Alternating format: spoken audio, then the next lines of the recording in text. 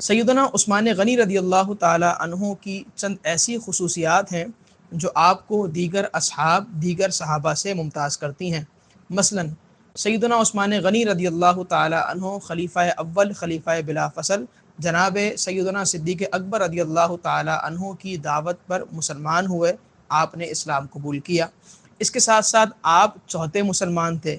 اس کے ساتھ ساتھ آپ نہ صرف صحابی بلکہ عشرہ مبشرہ میں شامل بلکہ خلافت راشدہ میں سے خلیفہ سیوم تھے۔ آپ نے 12 برس خلافت کے فرائض سر انجام دیے، خلیفۃ الرسول امیر المؤمنین مقرر رہے اور آپ نے خلافت کے فرائض سر انجام دیے۔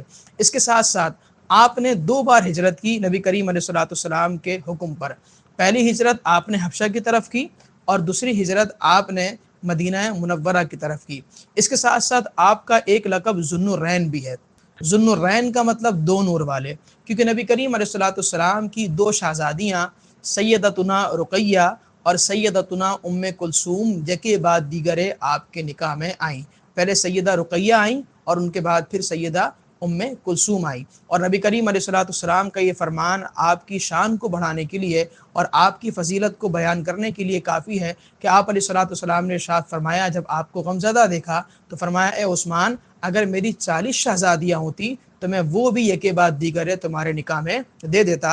آپ علیہ الصلوۃ والسلام کا سیدنا عثمان غنی رضی اللہ تعالی عنہ پر اتنا اعتماد اور اتنا بھروسہ۔ اس کے ساتھ ساتھ جنگ بدر میں آپ شامل نہیں تھے، لیکن آپ علیہ الصلوۃ والسلام نے جنگ بدر میں ملنے والی مال غنیمت میں آپ کا حصہ رکھا، اور جن اصحاب نے جنگ بدر میں شرکت کی نبی کریم علیہ الصلوۃ والسلام نے ان کے برابر ثواب سیدنا عثمان غنی رضی اللہ تعالی عنہ کے متعلق بیان فرمایا۔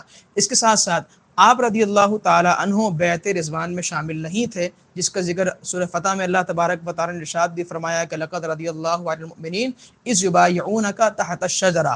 اس بیعت رضوان میں آپ شامل نہیں تھے، لیکن نبی کریم علیہ الصلوۃ والسلام نے اپنے دست حق پرست کو سیدنا عثمان غنی رضی اللہ تعالی عنہ کا ہاتھ قرار دیا، اور جس طرح وہاں پر کم و بیش 1400 یا 1500 صحابہ موجود تھے، ان تمام نے آپ علیہ الصلوۃ والسلام کے ہاتھ پر بیعت کی۔ آپ نے اپنے دوسرے ہاتھ کو ید عثمان قرار دے کر فرمایا کہ یہ عثمان کا ہاتھ ہے، اور آپ نے سیدنا عثمان غنی رضی اللہ تعالی عنہ کو اس بیعت میں شامل فرمایا۔